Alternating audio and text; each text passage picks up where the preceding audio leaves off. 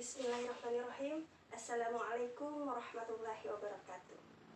Alhamdulillah, puji syukur selalu kita panjatkan atas kehadiran Allah Subhanahu wa Ta'ala. Karena atas rahmat dan hidayahnya lah sehingga kita masih sempat mengikuti proses pembelajaran pada hari ini, walaupun hanya dalam keadaan virtual.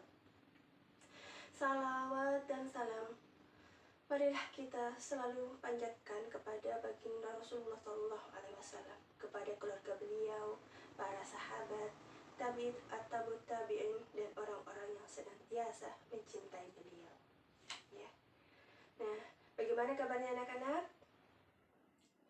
Mudah-mudahan kita semua selalu sehat dan selalu berada dalam lindungan Allah Subhanahu wa Ta'ala. Amin. Nah, sebagai penyemangat, ayo kita terlebih dahulu yel-yel seperti biasanya. Supaya semangat ya. Perhatian. Nah, para santri ataupun anak peserta didik menjawab Subhanallah ya. Perhatian. Subhanallah ya. Perhatian. Subhanallah ya. Satu kali lagi dijawab ya. Perhatian. Subhanallah. Nah, anak soleh dan soleha, duduk baik-baik kina dan simak video pembelajaran materi yang ibu sampaikan ya. Perhatian, jawabnya Subhanallah ya. Duduk anak soleh,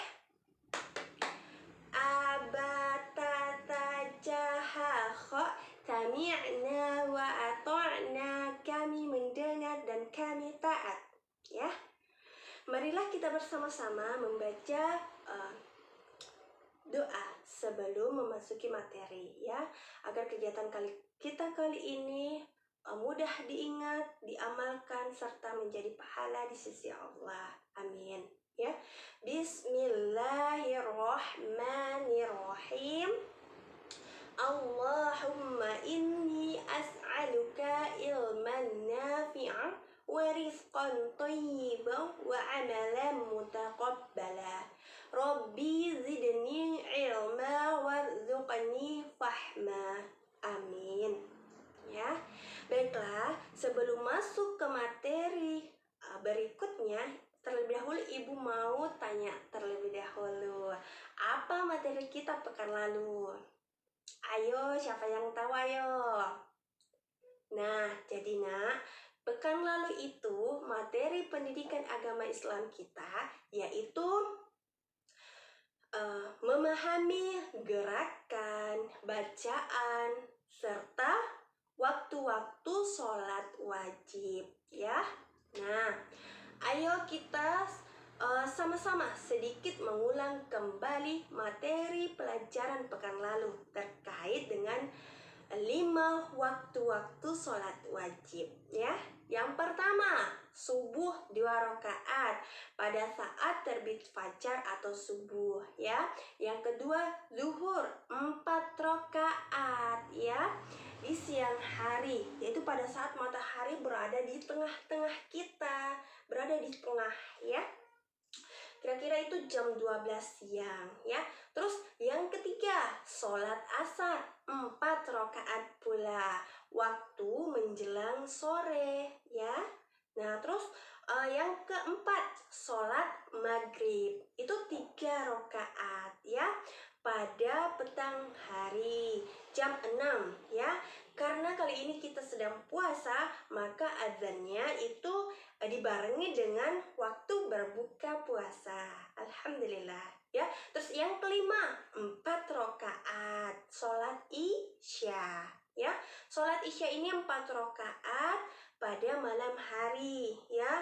Nah, karena saat ini kita sedang berada di bulan suci Ramadan, maka setelah sholat isya jangan lupa lanjut sholat sunnah tarwihnya ya. Itu bisa dilaksanakan baik di rumah maupun di masjid ya.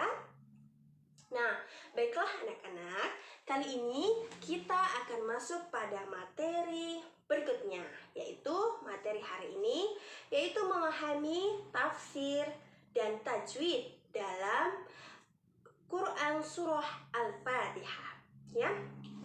Nah, mungkin ada anak-anak yang bertanya, apa sih itu surah Al-Fatihah, ya?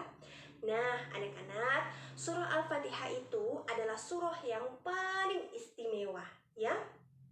Nah, itu surah Al-Fatihah itu pembuka karena dengan surah ini dibuka dan dimulailah Al-Qur'an serta dinamakan Ummul Qur'an, ya. Al-Fatihah ini surah yang paling agung, ya, serta masuk dalam rukun sholat atau syarat sholat. Nah, jadi jika tidak membacakan surah Al-Fatihah, maka tidak sahlah sholat kita. Oleh karena itu, kita harus percaya, mengamalkan, dan mengetahui tafsir serta tajwid dari surah Al-Fatihah ini. Nah, anak-anak, sebelum menjelaskan tafsir dan tajwidnya, marilah kita bersama-sama murajaah surah Al-Fatihah terlebih dahulu, ya. A'udzu billahi minasyaitonir rajim. Bismillahirrahmanirrahim. Alhamdulillahi rabbil alamin. Ar-Rahmanir-Rahim. Maliki yaumiddin. Iyyaka na'budu wa iyyaka nasta'in. Ihdinas siratal mustaqim. Siratal ladzina an'amta 'alaihim ghairil maghdubi 'alaihim waladdallin. Amin. Nah, jadi nak, itulah tadi bacaan surah Al-Fatihah. Sekarang Ibu akan menjelaskan arti dan tafsir dari surah tersebut, ya. Nah, adapun tafsir dari Al-Fatihah ini akan Ibu jelaskan satu persatu, ya, dan dimulai dari ayat pertama, ya, yaitu ayat pertama yaitu Bismillahirrahmanirrahim, ya, dengan menyebut nama Allah yang Maha Pemurah lagi Maha Penyayang, ya. Ar-Rahman yang Maha Pemurah adalah yang memiliki rahmat secara menyeluruh dan luas, rahmatnya untuk seluruh makhluk. Nah, Ar-Rahim Maha Penyayang, yakni penyayang terhadap orang-orang yang beriman, ya. Nah, terus yang kedua, Alhamdulillahirabbil alamin, yang artinya segala puji bagi Allah Tuhan seluruh alam. Nah, tafsirnya itu segala puji bagi Allah yang dengan sifat-sifatnya yang semua sempurna, ya, dan dengan nikmatnya yang lahir maupun batin, baik nikmat agama maupun dunia. Dialah yang menciptakan makhluk yang berdiri dengan urusan mereka. Dialah yang memelihara makhluk dengan nikmatnya dan memelihara dengan iman dan amal solihnya. Ar-Rahmanir-Rahim, yang Maha Pengasih, Maha Penyayang. Nah, jadi keduanya ini mengandung penetapan sifat rahmat, ya, yaitu penyayang dan pengasih, ya, bagi Allah Subhanahu wa taala sesuai dengan kemuliaannya pastinya. Nah, terus yang keempat, ayat keempat, Maliki Yaumiddin, yang artinya memiliki hari pembalasan, ya. Nah, hanya Allah Subhanahu wa taala yang menguasai hari kiamat, yaitu hari pembalasan amal, ya. Yaitu ini merupakan motivasi untuk kita semua untuk mempersiapkan amal solih kita dan menjauhkan diri dari segala larangan Allah, yaitu menahan diri dari kemaksiatan serta kejelekan, ya. Melangkah ke ayat kelima, Iyyaka na'budu wa iyyaka nasta'in, yang artinya hanya Engkau lah kami menyembah dan hanya kepada Engkau lah kami mohon pertolongan, ya. Adapun tafsirnya yaitu tafsir dari ayat ini merupakan dalil bahwasanya ibadah seperti berdoa, memohon pertolongan, menyembah, menyembelih, tawaf, itu semua lillahi ta'ala. Itu semua hanya boleh kita peruntukan hanya kepada Allah Subhanahu wa taala. Nah, ayat ini juga mengandung obat hati pada dari penyakit ketergantungan kepada sesuatu hal selain Allah, menjauhkan dari sifat ria, ujub dan sombong. Nah, terus melangkah ke ayat ke-6. Ihdinas siratal mustaqim, yang artinya tunjukilah kami jalan yang lurus, Tafsirnya yaitu tunjukilah, bimbinglah, dan berikanlah taufik kepada kami agar meniti jalan yang lurus, dan tunjukilah kami di atas jalan itu sehingga bertemu denganmu. Masya Allah. Karena tidak ada jalan yang menuju keberuntungan bagi seorang hamba kecuali dengan istiqomah berada di atas jalan itu. Segala sesuatu yang kita lakukan sehari-hari tidak boleh keluar dari ajaran Islam, Terus ayat ke-7, Siratal ladzina an'amta 'alaihim ghairil maghdubi 'alaihim waladdallin. Yaitu jalan orang-orang yang telah engkau beri nikmat kepada mereka, bukan jalan orang-orang yang dimurkahi dan bukan pula jalan orang-orang yang sesat. Adapun tafsirnya yaitu di sini menjelaskan bahwasanya jalan orang-orang yang telah engkau beri nikmat kepada mereka dari kalangan para nabi, para siddiq, para syuhada, dan orang-orang sholih. Mereka itulah orang yang berada di atas petunjuk dan istiqomah di jalan Allah Subhanahu wa taala.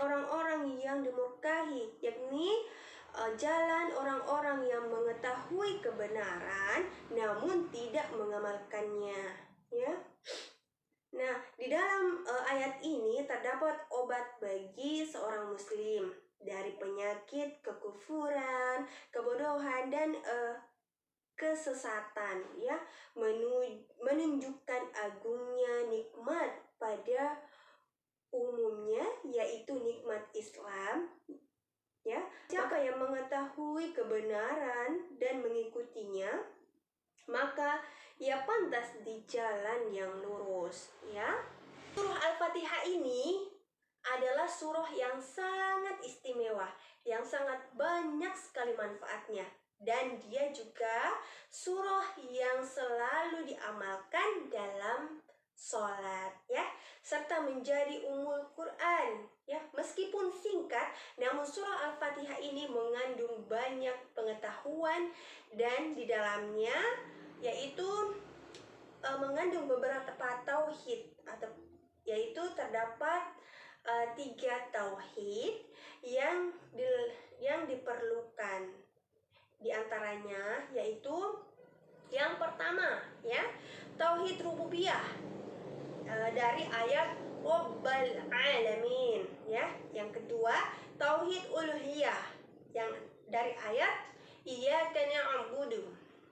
Yang ketiga, tauhid asmaul wa sifat, dengan menetapkan semua sifat sempurna Allah yang telah ditetapkan olehnya dan Rasul. Hal ini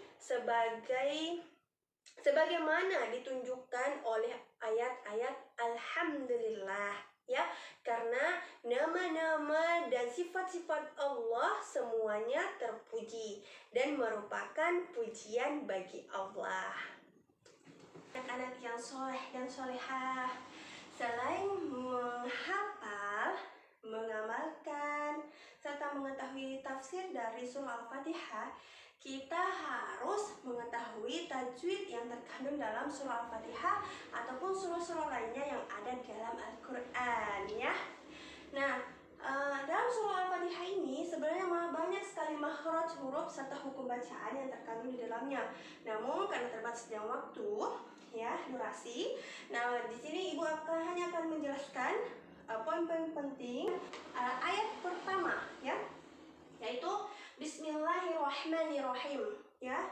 Jadi santri itu atau peserta didik banyak yang menyebutkan ra, ya, Bismillahirrahmanirrahim. Padahal sebenarnya itu bukan ra, tapi ro, ya. Itu masuk dalam huruf tebal, dalam kategori huruf tebal.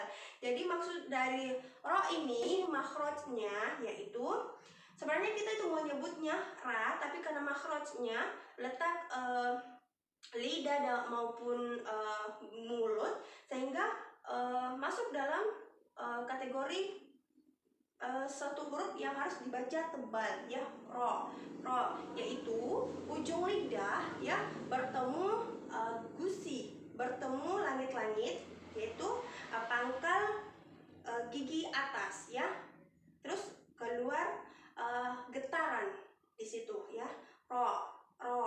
Nah, terus dagunya ini agak menurun, diturunkan, ya, ro, ya. Jadi lidah itu kayak terangkat, bergetar, terus dagunya ini agak keriput, ya, ini ro saat menyebutnya, ya. Jadi ini Bismillahirrahmanirrahim, ya. Nah, terus ayat kedua ini Alhamdulillahirabbil alamin, ya. Ini alham, ini menggunakan ha tipis, ya. Jadi bedakan ha kacamata dengan ha tipis, ya. Ha kacamata ini tenggorokan bagian bawah, sementara ha tipis ini tenggorokan bagian tengah, ya. Jadi cara penyebutan ha tipis ini lembut, makhrajnya ini, cara menyebutnya ini ha tipis ini penyebutannya lembut dan mengalir udara, ya. Ha, hi, hu, ya. Ha. Alhamdu, ya. Alhamdulillahi rabbil alamin. Nah, terus melangkah ke huruf ain, ya. Bedakan huruf ain dengan huruf alif, ya. Karena alif dengan ain itu berbeda. Nah, di sini ayat kedua ini menggunakan huruf ain, ya. Alamin, bukan alamin, tapi ain. Alamin, ya. Alhamdulillahi rabbil alamin, ya. Terus melangkah ke huruf ke ayat 3, ya, yaitu Ar-Rahmanir-Rahim, ya. Nah, di sini ada hukum bacaan lam syamsiah, ya. Lam syamsiah yaitu alif dan lam itu tidak terbaca, akan tetapi melebur ke huruf di depannya yang bertasydid, ya, yang bertasydid, ya. Di sini Ar-Rahmanir-Rahim, ya. Di sini juga menggunakan huruf ha tipis, ya, ha. Ar-Rahmanir-Rahim, ya. Melangkah ke ayat keempat, ya. Maliki yaumiddin. Nah, jadi di sini, nak, ma-nya itu berharokat fathah 2 harokat. Jadi dipanjangkan, akan tetapi tidak boleh terlalu panjang. 2 harokat saja, ya. Maliki yaumiddin, ya. Waw sukun itu, nak, bacanya u, ya. Jadi bukan o. Jadi maliki yau, bukan maliki yau, tapi maliki yau. Oke? Maliki yaumiddin, ya. Melangkah ke ayat 5, ya. Iyyaka na'budu wa iyyaka nasta'in. Oke? Ya. Ya, di sini bertasydid dan mempunyai panjang 2 harokat. Mengapa demikian? Karena ya ini berdampingan dengan alif yang tidak mempunyai harokat, ya, seperti ini. Jadi dibaca 2 harokat dan bertasydid, lebih ditekan, tapi tidak terlalu menekan. Beda halnya dengan mim dan nun sukun, ya. Beda halnya dengan mim dan nun tasydid, ya. Jadi nun tasydid itu dan mim tasydid itu lebih ditekan dan dengung. Kalau misalkan ini itu lebih bagaimana, ya? Ini jika ya biasa tidak bertasydid seperti ini, maka ini baca ya, Ya, tapi jika bertasdid, maka jika diartikan dalam bahasa Indonesia itu menggunakan dua huruf Y. Iya, iya, ya. Iyyaka na'budu. Ya, jadi di sini menggunakan huruf ain sukun. Na, ya. Iyyaka na'budu wa iyyaka nasta'in. Oke? Nah, terus beberapa santri juga atau peserta didik banyak yang keliru di sini, nah. Di mana ya? Nah, di sini. Iyyaka na'budu. Nah, jadi di sini santri banyak yang memanjangkannya, padahal di sini cuma satu harokat saja. Jadi nggak boleh dipanjangkan. Iyyaka na'budu wah, ya tidak. Tapi di sini hanya satu harokat, jadi langsung melangkah, ya. Setelah disebut langsung disambung, ya.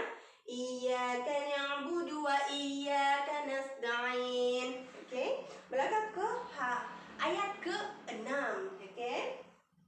Ihdinas siratal mustaqim.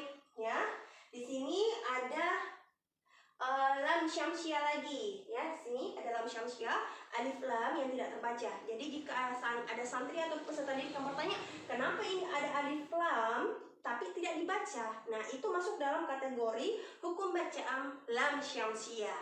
Oke? Ya. Terus ini tol ini yang ihdinas siratal. Jadi ini huruf to tebal. Jadi bukan siratal tapi sirotol, ya, tebal. Ihdinas siratal. Nah, jadi la sukun ini santri banyak sekali yang mengatakan sirotolo, siratalo, ya. Jadi ini bukan masuk dalam huruf hukum bacaan qalqalah. Jadi la ini bacanya L, ya, bukan le. Jadi tidak boleh dipantulkan karena bukan huruf hukum bacaan qalqalah, ya. Karena hukum bacaan qalqalah itu hanya 5, ya. Huruf ba sukun, ja sukun, da sukun, to sukun, dan ko sukun. Nah, jadi huruf-huruf yang dibaca qalqalah ataupun dipantulkan dengan jelas itu hanya baik qalqalah kubro maupun sugro itu hanya 5 huruf saja, ya. Jadi inilah sukun bacanya L, tidak boleh sirotol, ya, tapi langsung sirotol mustaqim, ya. Ini qim, bedakan huruf kaf dengan qaf, ya. Qaf, kaf, qaf, ka, qa, ka, qa, ya. Jadi ini menggunakan huruf qaf, qa. Jadi kok kasro bacanya qim, ya. Sirot apa? Ihdinas siratal mustaqim, qim, ya. Nah, sekarang melangkah ke ayat ke-7, ya. Siratal ladzina an'amta 'alaihim ghairil maghdubi 'alaihim waladdallin. Nah, jadi di sini ada beberapa kekeliruan juga untuk para santri atau peserta didik, yaitu terletak pada ro. Nah, ini ro bukan ra, ya, tapi dibaca ro. Nah, di sini ro-nya ini 2 harokat, ya, karena berdampingan dengan alif yang tidak mempunyai harokat. Jadi ro-nya dibaca 2 harokat, ya. Terus melangkah ke ini an'amta, ya. Nah, peserta didik ini banyak sekali yang keliru. Nah, terutamanya peserta didik yang ini, yang masih awal-awal, ya, mempelajari tajwid. Kadang-kala ada yang mengatakan amta, ada juga yang mengatakan amta. Nah, jangan boleh seperti itu, ya, karena tajwidnya itu ini dibaca jelas, ya, izhar. Nah, amta, alif fathah bertemu nun sukun bacanya an, ya. Ain fathah bertemu mim sukun bacanya am, ya.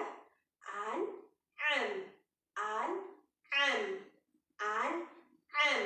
Jadi yang pertama lidah dilipat naik menggunakan huruf alif an.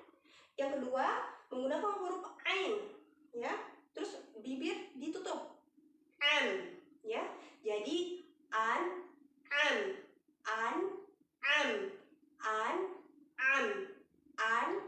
amta, oke. An'amta, oke. Nah, alaihim ini menggunakan huruf ain lagi, bukan alif tapi ain. alaihim, bukan alaihim, tapi alaihim. Oke? Nah, terus melangkah ke ini. Mek. Nah, gua sukun itu nak, jika diartikan dalam bahasa Indonesia itu bacanya G ya, bukan meg. Ini juga bukan huruf qalqalah. Jadi sama sekali tidak bisa dipantulkan menjadi mago ya, meg. Enggak bisa karena ini bukan huruf qalqalah. Jadi gua sukun itu bacanya G aja ya. Meg, meg ya. Maghdubi alaihim waladhdallin. Nah, huruf do ini mengapa panjang nak? Karena ada garis melintang di atas huruf do ya. Jadi do ini dibaca 4 sampai 6 harokat. Mengapa demikian? Karena do ini mempunyai mad tabi'in ya, berdampingan dengan alif, dan garis melintang di atasnya itu dibaca 4 harokat, serta do ini juga mempunyai harokat asli ya. Jadi do ini kebanyakan orang membacanya 6 harokat ya. Waladdallin ya. Amin. Nah, jadi sekian materi kita kali ini, mudah-mudahan bermanfaat. Segala kekurangannya Ibu mohon maaf yang sebesar-besarnya. Wabillahi taufiq wal hidayah. Wassalamualaikum warahmatullahi wabarakatuh.